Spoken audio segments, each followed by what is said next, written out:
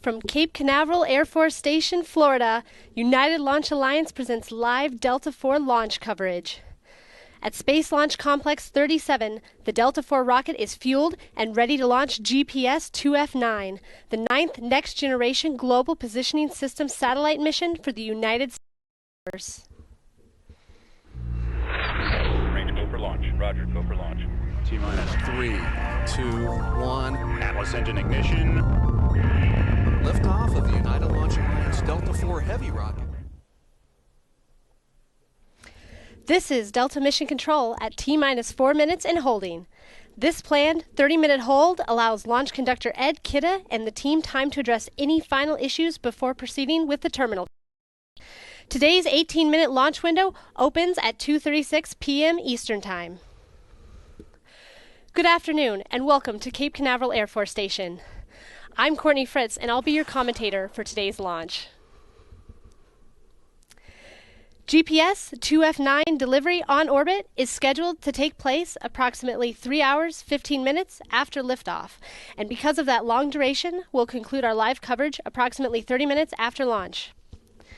Later in the broadcast, ULA's Matt Donovan will be answering your questions live from our Denver Operations Support Center. In the studio, I will be joined by Lieutenant Zach Peters from the Air Force GPS Directorate to discuss the capabilities of the GPS constellation. If you have a question about the Delta IV, please submit it via Twitter or Facebook using hashtag AskULA. We'll answer as many as we can during the show. Today's launch is the 9th Block IIF satellite and the first of 3 planned Block IIF missions scheduled to launch this year. GPS, or Global Positioning System, is a space-based positioning system consisting of a minimum of a 24 satellite constellation providing navigation and timing information to military and civilian users worldwide. The signals are so accurate that time can be measured to within a millionth of a second, velocity within a fraction of a mile per hour, and location to within a meter. Built by Boeing, the next generation IIF series provides improved capabilities for military and civil users and a new third civil signal, L5, for commercial aviation and safety of life applications.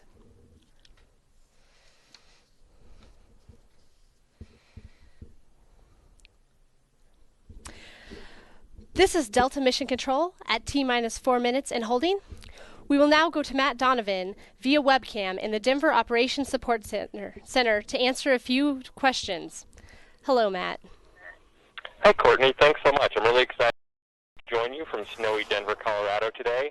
Behind me, you can see our Denver Operations Support Center. As we can see, our engineering team is preparing for the final preps for launch. In the DOSC, we have a lot of the system experts and our core engineering team here in Denver ready to support the team at Cape Canaveral during the pre-launch count, as well as what we have going on in the plus count, with help with any anomaly resolution and to verify the system performance and that we're ready to launch. I'm excited today that you've been asking on Twitter and Facebook with the hashtag AskULA tag. So let's get to some of your questions. The first question I've got is from @BradwayRE, and he's asking, what role does launch time play in the mission? ULA seems to launch at all hours of the day. And that's a very good question. I'll tell you, this is one of our favorite launches, nice and in the middle of the afternoon. But the launch time is really dictated by orbital mechanics, with exactly where our customer needs to place the satellite as far as inclination and total orbit. We have a team that calculates based on the rotation of the Earth and other factors, including the performance of the vehicle, what's the right time of day to launch and what that right launch window is. We also use that to help dictate what the right orbit is, and so that helps us look at whether it's Vandenberg Air Force Base or Cape Canaveral Air Force Station, as it is today, for where we need to launch that vehicle to meet the customer. So thanks for that question. Let's look at some other questions that have come in real quick. Patrick from Facebook asks, how difficult is it when scheduling a launch to calculate the window through satellites and space debris? So this is kind of a follow-on to the last Delta IV medium vehicle today. And as our CEO, Tori Bruno, has announced recently, we're looking to retire that vehicle in that 2018-2019 timeframe, but we're fully committed to launching all the missions that our customer has asked us to launch on that Delta IV medium configuration. able to do beyond that is continue to launch our Delta IV Heavy, so the Delta IV itself isn't going away. As long as our customer needs that kind of capability in the future, we'll continue to launch that Delta IV Heavy. With our next generation launch system coming on board and our Atlas V capability, we can still span all the requirements that our customer has for missions. The next question from @Gabby Chass, and they ask, what does the launch team in Denver do that's different from the team at the launch site, and could we launch without them? So this team here in Denver behind me, as I mentioned, contains a lot of our responsible engineers for the system. So they're there to support the small team that we send to the launch site, as well as the launch operations team that's processing us through the countdown and preparing us for. And the last question we'll take right now is from, again, @BradwayRE, and it's how long does the Delta IV take to become supersonic, and is there a supersonic boom? So it's a good question. That actually ties back into the max Q phase, is that that tends to be a period of phase where we won't be rattling any windows out of Cape Canaveral. So thanks a lot for those questions. I look forward to being able to come back later in the broadcast and answer some more of your questions. Remember to submit those to #AskULA, and why don't we send it back to Courtney in Florida. Matt, thanks so much for answering those questions, and we'll see you later in the show. Again, if you have any questions, please submit them to #AskULA.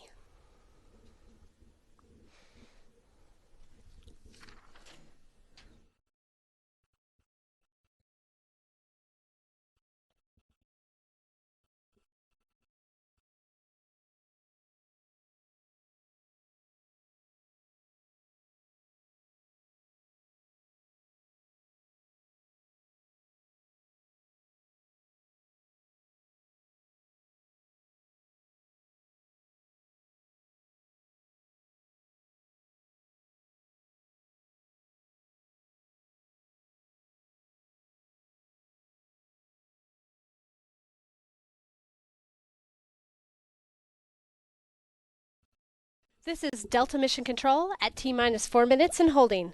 Launch countdown operations are continuing and the team is not working any issues.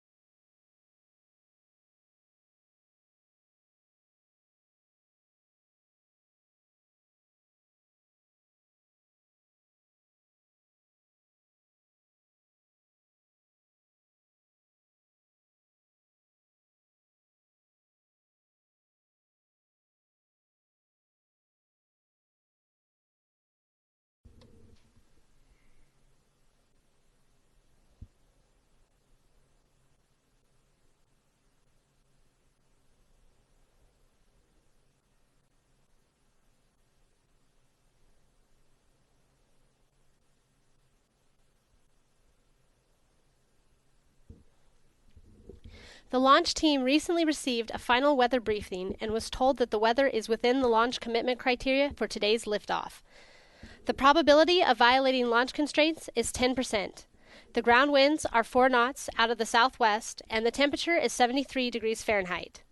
So we are proceeding towards liftoff with a planned T0 of 2:36 p.m. Eastern.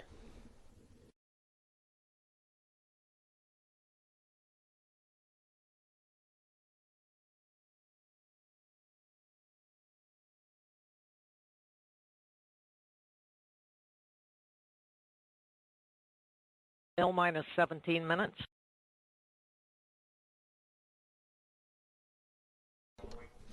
United Launch Alliance is using the Delta IV Medium Plus 4.2 configuration to launch GPS IIF-9.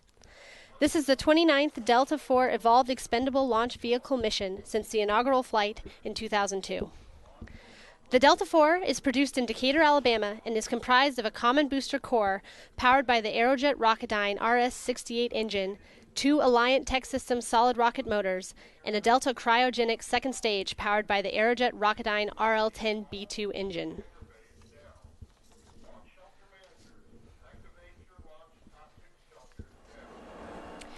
The GPS IIF-9 satellite was encapsulated inside a 4-meter diameter payload fairing on February 28th. The encapsulated payload fairing was transported to Space Launch Complex 37 and mated to the Delta IV launch vehicle on March 10th.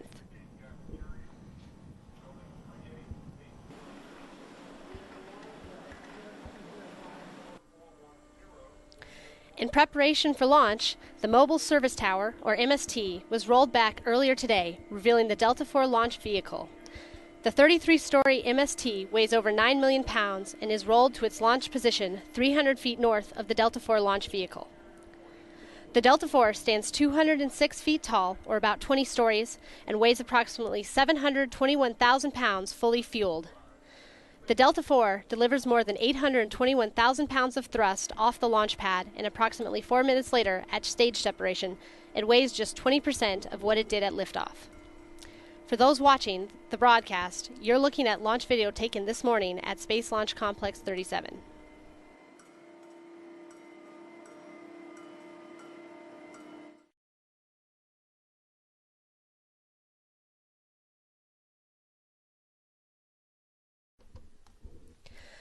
This is Delta Mission Control at T-minus 4 minutes and holding. GPS satellites serve and protect our warfighters by providing navigational assistance for U.S. military operations on land, at sea, and in the air. Civilian users around the world also use and depend on GPS for highly accurate time, location, and velocity information. GPS IIF-9 is one of the next-generation GPS satellites, incorporating various improvements to provide greater accuracy, increase signals, and enhance performance for users. While the team completes final preparations, let's take a look at today's flight. The following profile details the important events of this mission using approximate times. 5.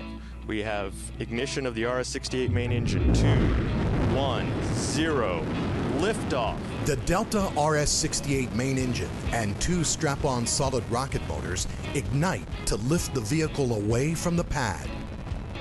Shortly after liftoff, Delta begins its initial pitch and yaw maneuvers to attain the proper ascent profile and minimize aerodynamic loads. Delta IV reaches Mach 1, the speed of sound, at 48 seconds.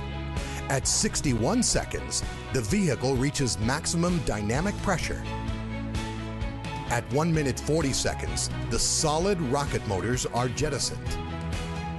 Approaching main engine cutoff, the Delta IV is burning propellant at a rate of approximately 1,050 pounds per second, flying at more than 70 miles in altitude, 210 miles downrange, and traveling at nearly 12,150 miles per hour.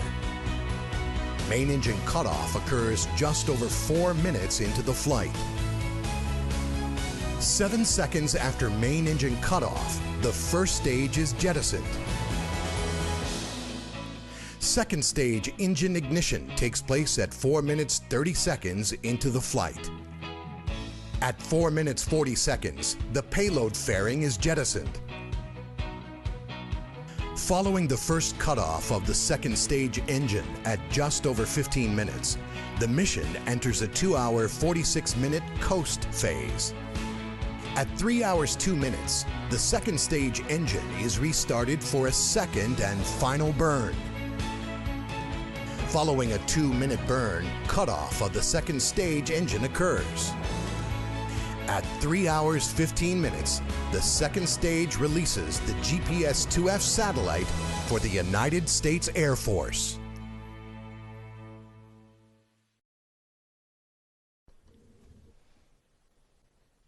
MEQ, initiate day logger just prior to the L7 pole. Roger. ALC, start T4 master script. Roger.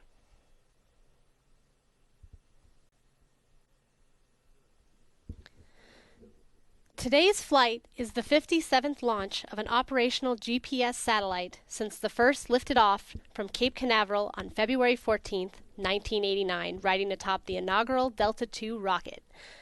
Over a span of 20 years, ULA's Delta II launch vehicle delivered the first 48 Global Positioning System satellites to orbit.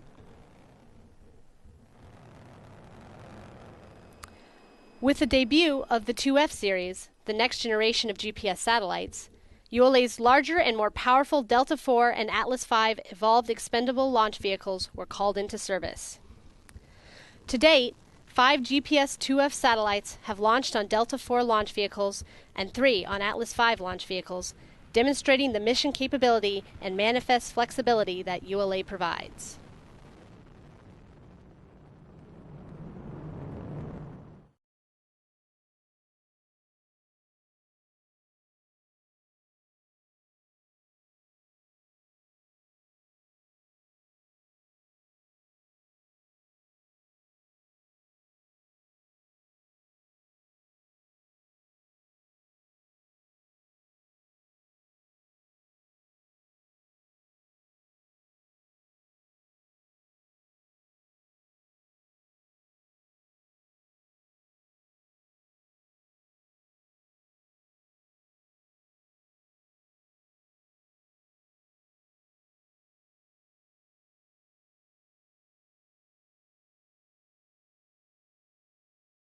L minus 10 minutes.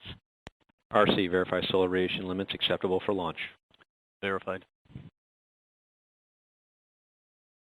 Terminal count briefing. If a condition exceeds a launch constraint any time after terminal count status check, the observer shall announce hold, hold, hold on channel 1, identify their station, and briefly state the reason for the hold.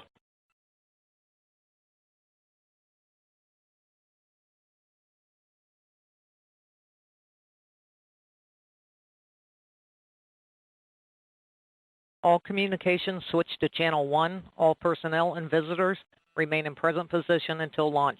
Maintain operational silence in the LCC.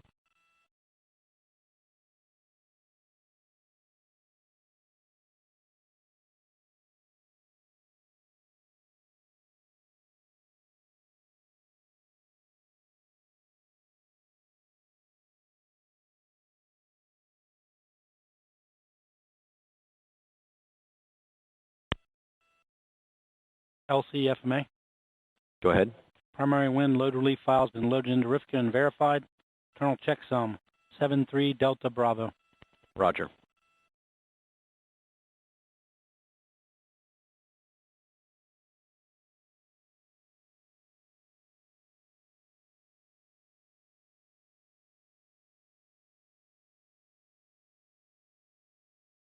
All steps are complete prior to the status check.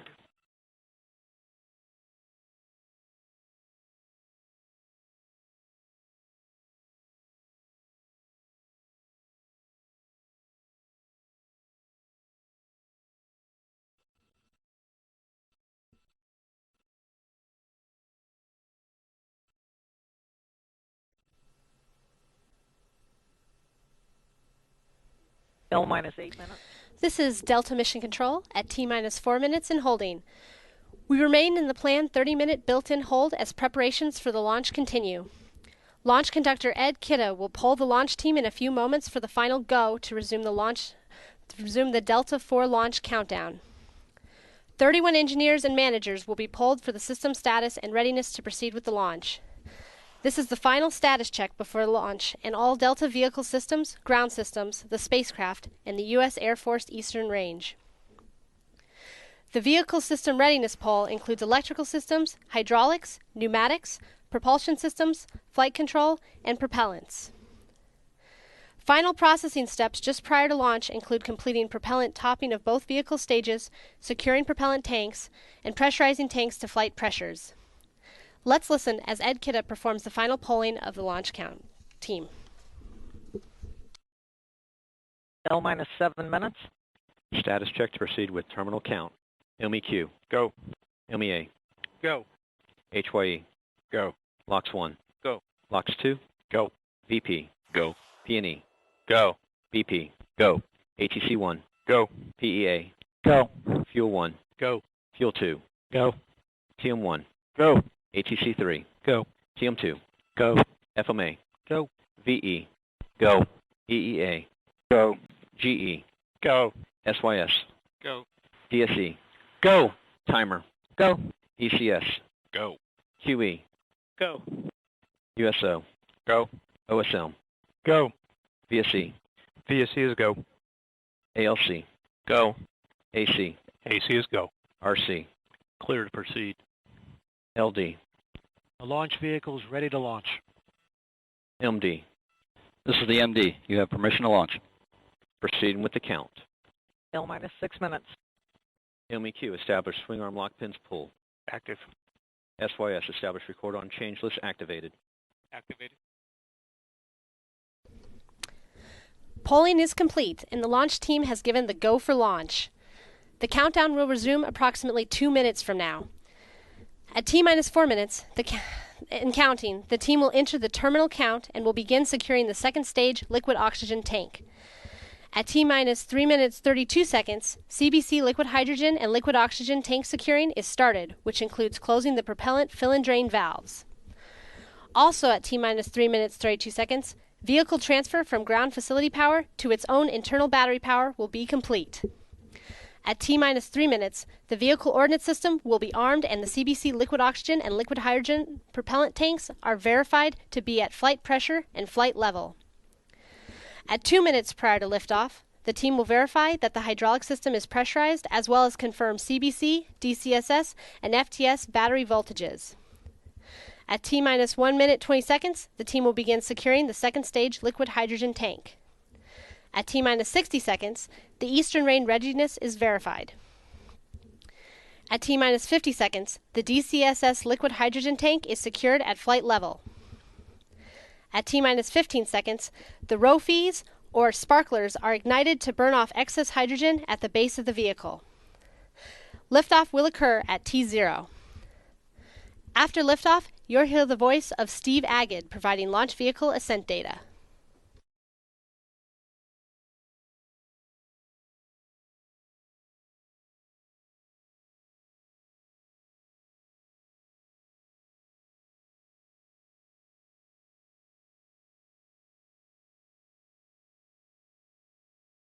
T-minus 4 minutes and counting.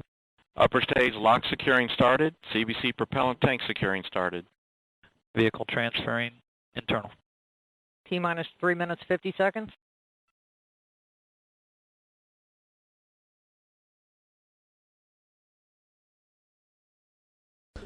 The countdown clock has resumed, and we are proceeding toward a 2:36 p.m. Eastern liftoff. 32 seconds. 3 minutes 30. Vehicle transfer internal complete.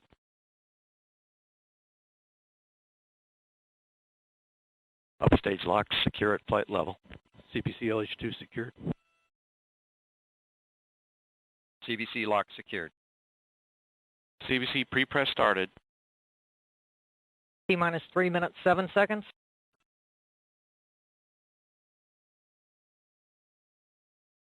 T-minus 3 minutes. Vehicle ordnance arming.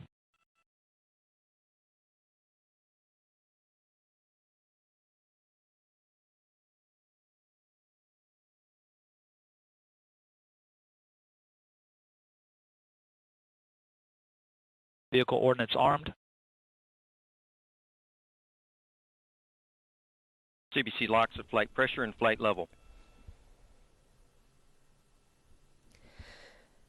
T-minus 2 minutes 30 seconds and counting. Once the rocket lifts off, it will only take about 48 seconds to reach Mach 1 or the speed of sound.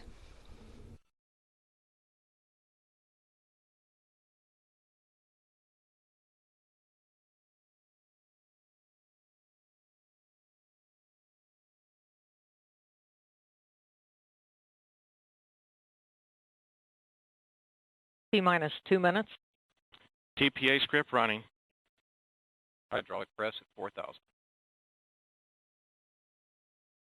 CBC LH2 at flight pressure and flight level.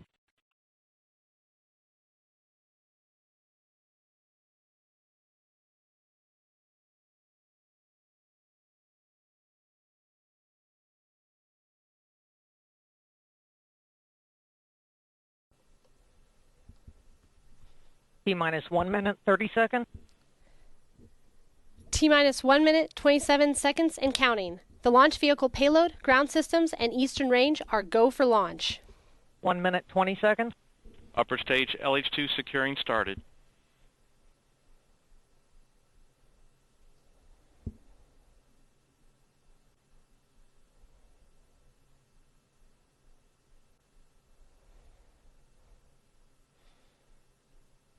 T-minus 1 minute. Engines are box go. T-minus 58 seconds. T-minus 50 seconds. T-minus 45. Launch enabled. GE, main power off. Main power off. Upper stage LH2 secure at flight level.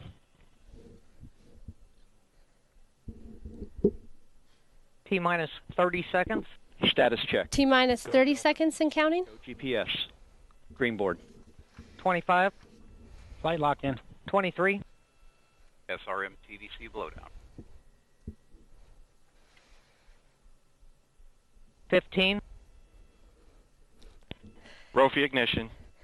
10. T-minus 10, 9, 8, 7, 6, 5, 4, 3, 2. We have ignition of the RS-68 engine, and we have liftoff of the United Launch Alliance Delta IV rocket carrying the 9th GPS IIF satellite for the United States Air Force. The Global Positioning System provides worldwide positioning, navigation, and timing service for military and civilian users. 20 seconds into the flight. Good engine control on the first stage. Now passing 30 seconds. Altitude now 1.5 nautical miles. Velocity 1,659 feet per second. Downrange distance 3.8 nautical miles. 40 seconds in. Chamber pressure beginning to decrease in the You are solid hearing rocket the voice motors of as Steve expected. Agate providing launch vehicle ascent data. 50 seconds. Mach 1. Vehicle going transonic. Coming up on the 1 minute mark. Mark, 1 minute, 1 second, max Q, maximum dynamic pressure in the vehicle.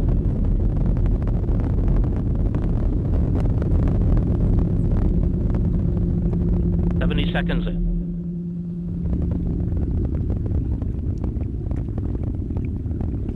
We have about 20 seconds left in the solid rocket motors before they burn out as we pass 11.5 nautical miles.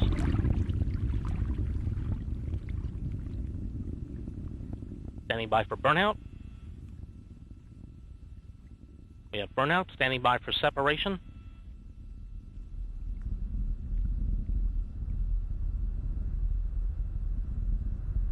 We have separation, good separation of the solid rocket motors. 1 minute, 50 seconds in.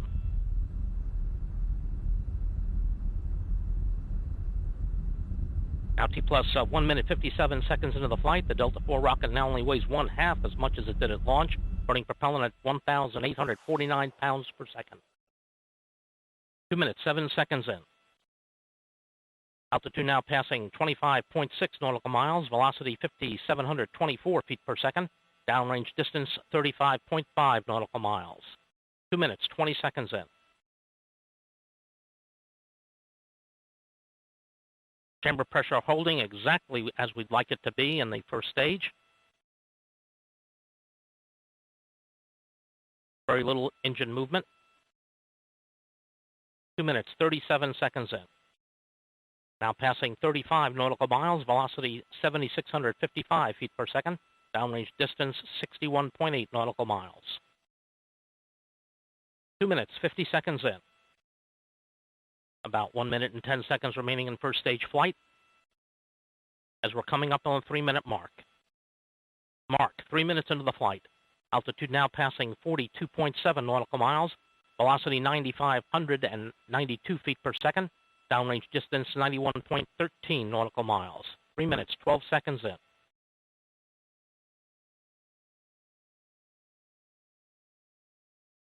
As we continue to accelerate, we're standing by for the area of our maximum skin temperature on our fairing about 2 seconds from now. Now in that area. 3 minutes, 30 seconds. About a half a minute remains now until we go to the partial thrust command on the first stage. 3 minutes, 40 seconds in. Still looking good. We'll be going to the partial thrust command about 15 seconds from now.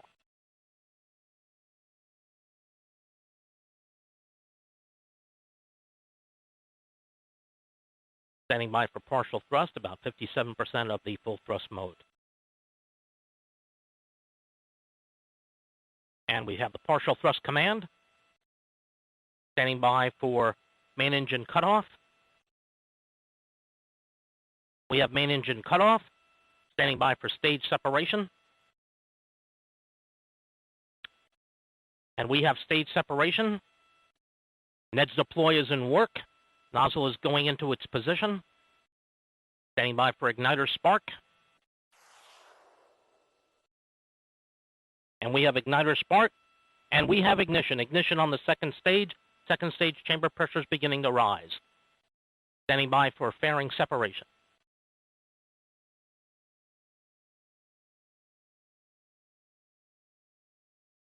And we have payload fairing separation. 4 minutes, 52 seconds into the flight. Chamber pressure is good on the second stage, right where we want it to be. This is Delta Mission Control at L plus 5 minutes, 2 seconds. We've just heard Steve Agate report the successful execution of the events comprising the early portion of today's mission, and all systems continue to operate nominally. The Delta IV second stage and GPS IIF satellite are traveling over the Atlantic Ocean in a northeasterly direction and up the east coast of the United States. The mission is now in the first of 2 planned RL-10 second stage engine burns, and all systems continue to operate nominally. This burn will last approximately 11 minutes. I'm joined now by Lieutenant Zach Peters. Hi, Lieutenant. Thanks for joining me. Thanks, Courtney. I'm excited to be here to witness this spectacular launch. To start off, can you tell us the current status of the GPS IIF program? Sure. The government has purchased 12 GPS IIF satellites, 4 of which have been successfully launched last year. This puts us at 9 GPS IIF satellites on orbit and meeting all mission requirements. There are 3 more satellites in the pipeline.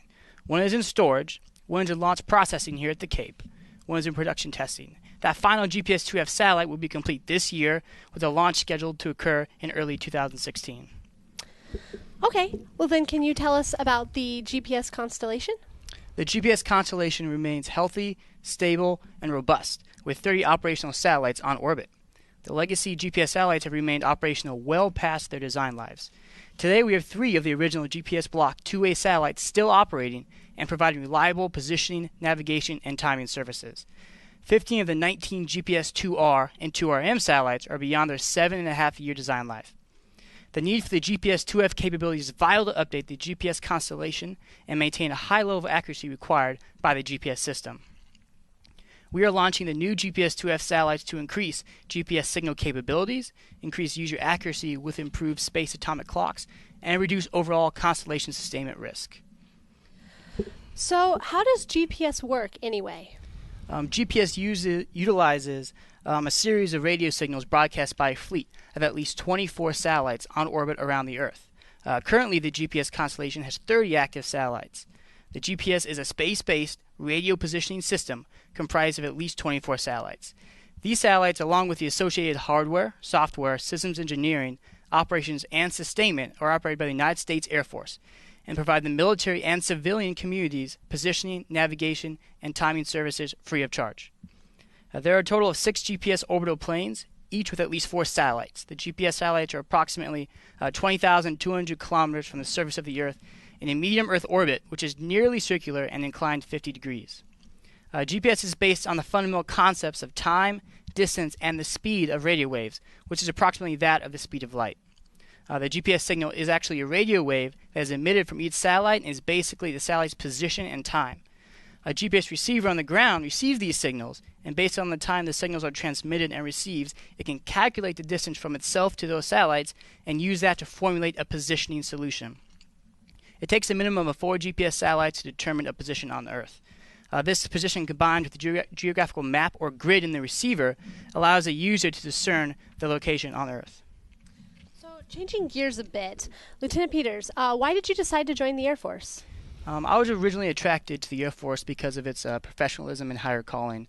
It also helped that the Air Force paid for my college education at the Air Force Academy. I'd always had a lot of respect for the military, and from growing up overseas, I realized a lot of other countries had that same respect. Therefore, I was interested in attending one of the service academies after high school. I ended up choosing the Air Force Academy because of its emphasis on technology and personal development.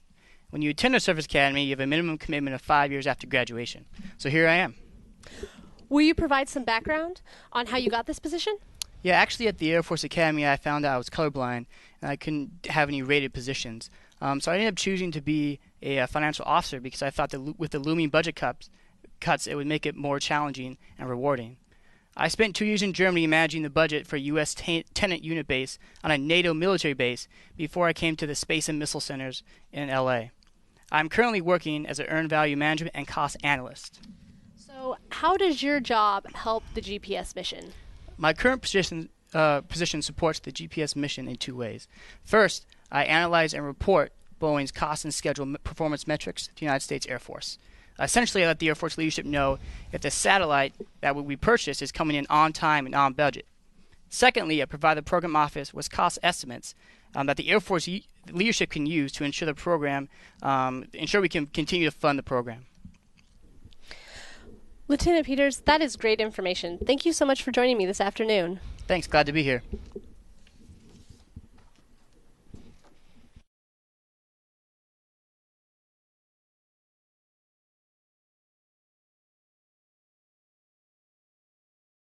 A little over 5 minutes remain in this first burn of the second stage. There'll be 2 burns in today's flight. This burn has about 5 minutes to go, and we're now 10 minutes, 30 seconds in.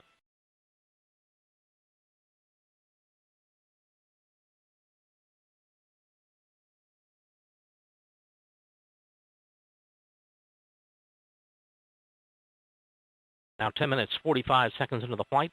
Altitude now at 147.1 nautical miles. Velocity 23,797 feet per second. At downrange distance 1,445.4 nautical miles. Mark, 11 minutes in.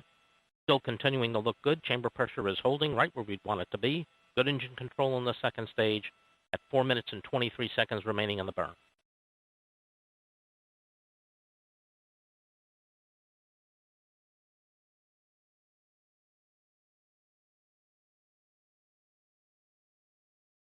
In reviewing the mission events over the first few minutes of flight, major flight events occurred very close to their expected time.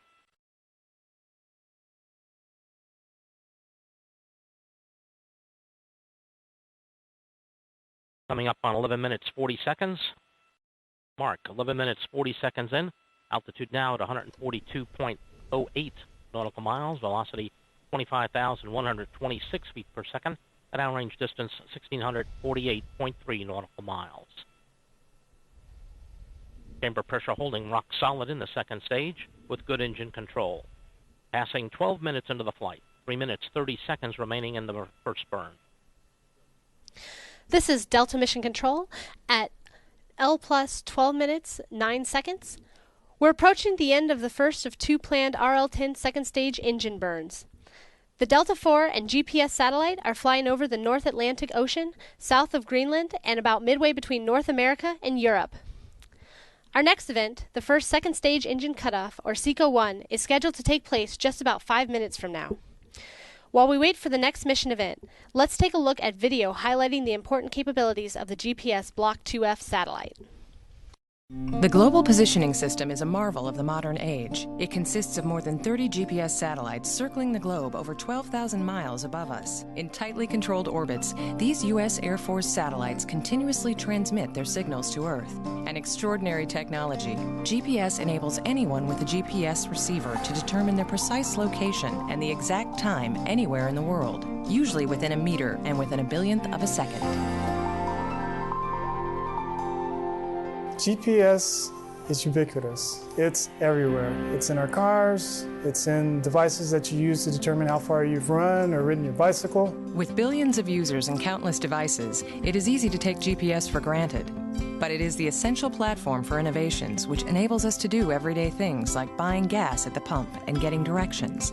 and amazing things like tracking ice melts and saving lives in ways that were formerly impossible. The beauty of the GPS system is that it's available for everyone. The cost of entry for any user is simply the cost of their receiver. Boeing helped make GPS possible. It's been the U.S. Air Force's prime contractor on 4 major programs, replacing the initial group of satellites as their service lives were completed. Overall, Boeing has produced 2/3 of all GPS satellites, more than 40 in all.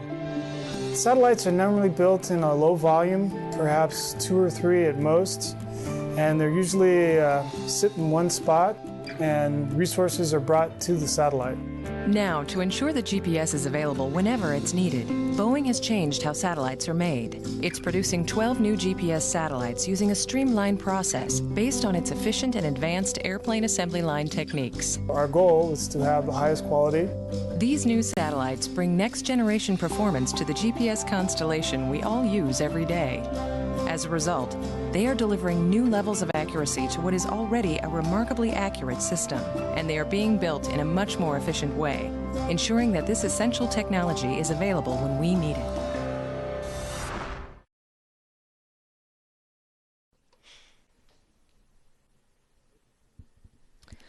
This is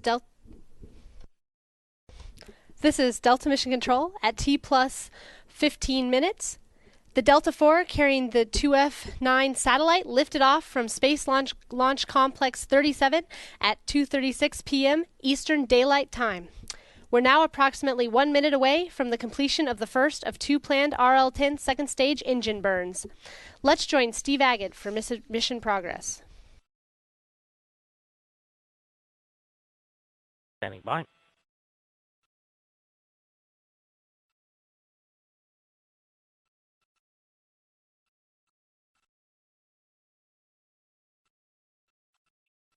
And the second stage engine has shut down. 15 minutes now, 42 seconds into the flight. Altitude 113.8 miles. Velocity 32,368 feet per second. The downrange distance 2,724 nautical miles.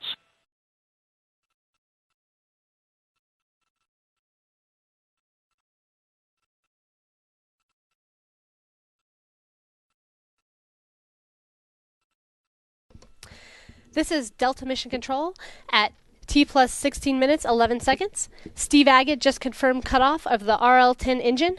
The mission has now entered an extended coast phase, which will last approximately 3 hours. Following SECO 1, the mission trajectory changes to a southeasterly heading, flying over Eastern Europe, Turkey, and Saudi Arabia. It will continue in a south-southeasterly direction over the Indian Ocean. Following a short second burn of the RL-10 engine, the Delta IV cryogenic second stage will deliver the GPS IIF-9 satellite to semi-synchronous orbit over the southern Indian Ocean, southwest of Australia. Separation will take place about 3 hours, 14 minutes after liftoff.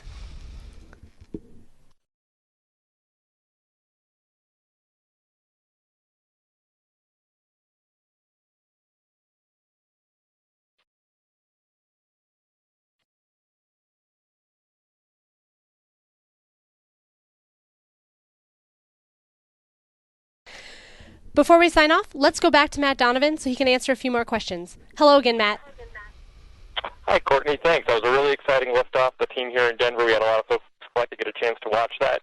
We're obviously now in the coast phase. This is a great chance to answer some more of the questions that have come in from different folks on hashtag AskULA. The first question I've gotten is from @MMccombs1, and they're asking, what is the RS-68 propellant consumption rate for this flight profile?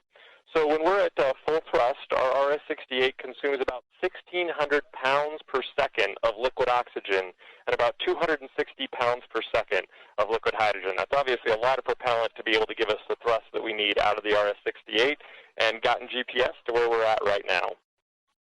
The second question that we got in was from @Joe Chapstick, and they asked, how fast will the Delta IV leave the Earth's gravity? So actually for this mission, the Delta IV never actually leaves the Earth's gravity because we are putting the GPS satellite in the Earth's orbit. But the top speed that we will see on this mission is about 32,000 feet per second, or about 22,000 miles per hour. So that's pretty fast that we'll be going orbital to be able to get GPS to where they need to go. The next question we had come in was from @Mark H. Enig, and they asked, how many pounds of thrust does the Delta IV medium rocket produce? So obviously we had solids for this mission, but just a standard Delta IV medium rocket with the RS-68 produces over 660,000 pounds of thrust at sea level for liftoff to help get us off the ground. Let's keep going through the questions that we've had come in here. The next one's from @FarMaitre, and they ask, what height and weight is the Delta IV rocket?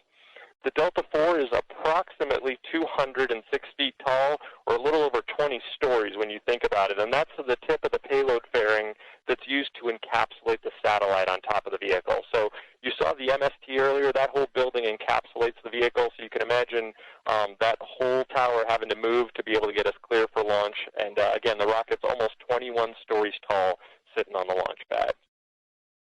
The next question we had come in was from @CosmicPenguin, and they asked, I remember that Delta IV GPS launches were launched southeast previously until last year. What changed to allow us to launch these on a northeasterly trajectory? So very astute observation relative to the kind of flight profile that we fly out of Cape Canaveral. And as I mentioned earlier in our discussion, we analyze for each mission as far as which orbital slot we are putting the satellite into, and the most efficient way for us to get that satellite to that orbital slot. And that dictated for these particular GPS orbits that we needed to change the trajectory of the launch and be able to launch more up the eastern seaboard rather than heading out over the Atlantic like we did for the southeasterly trajectory. So thanks for that question. Another question that we've had come in is @Berkemeyer JJ, and they ask, what will happen to the second stage today? Will it be deorbited or abandoned in orbit? So obviously our Delta Cryogenic second stage will be in the next couple hours working to deliver the GPS satellite to orbit. And after that, very much a concern that we want to make sure that we're out of the space of orbit where we're leaving these GPS satellites. So for today's mission, based on the orbit that we're sending it to, we're going to be sending it into a disposal orbit that's out of the way from where the GPS satellites are being placed. So that's a little bit of information for some of the questions that came in. Let's take a look and see if we've had a couple more come in recently that we can answer as well. So we did get one question from Amanda Donovan, and Abby, age 9, asked, how many engines are on the rocket? Good question. So we have two liquid rocket engines that are on a Delta IV. So we have the RS-68 on the first stage, and then we have the RL-10B that's on the Delta Cryogenic second stage. So there's two engines, and then we have what we call solid rocket motors. So those are what get bolted on that like we had for today's GPS launch as well. So thank you so much. Really appreciate everybody asking your questions. It was great to be able to share with you from Denver today, which it's still snowing outside, but our whole Denver launch team that's here supporting and is here making sure that every wet dress rehearsal, every launch that we have goes off with a hitch and that we can deliver every time that our customer needs it. So you can keep the conversation going on Facebook and Twitter with the hashtag AskULA. Thanks so much for the questions today. Why don't we send it back to you, Courtney? Thanks, Matt, and great job. I'd also like to thank Steve Agid for his support today, and of course, Lieutenant Zach Peters. Thanks so much for being here. Thank you. As I mentioned at the top of the show, due to the long duration of this mission, we will now be concluding our live broadcast. GPS IIF-9 separation from Delta IV will occur approximately 2 hours and 45 minutes from now. For more information about this launch, please visit us at www.ulalaunch.com or follow us on Twitter and Facebook. We'll leave you now with another look at the liftoff of the Delta IV rocket carrying the Air Force GPS Block 2F satellite. I'm Courtney, and on behalf of the entire launch team, thank you for joining us and have a great afternoon. 5, 4, 3, 2, we have ignition of the RS-68 engine, and we have liftoff of the United Launch Alliance Delta IV rocket carrying the 9th GPS 2F satellite for the United States Air Force. The Global Positioning System provides worldwide positioning, navigation, and timing service for military and civilian users. 20 seconds into the flight. Good engine control on the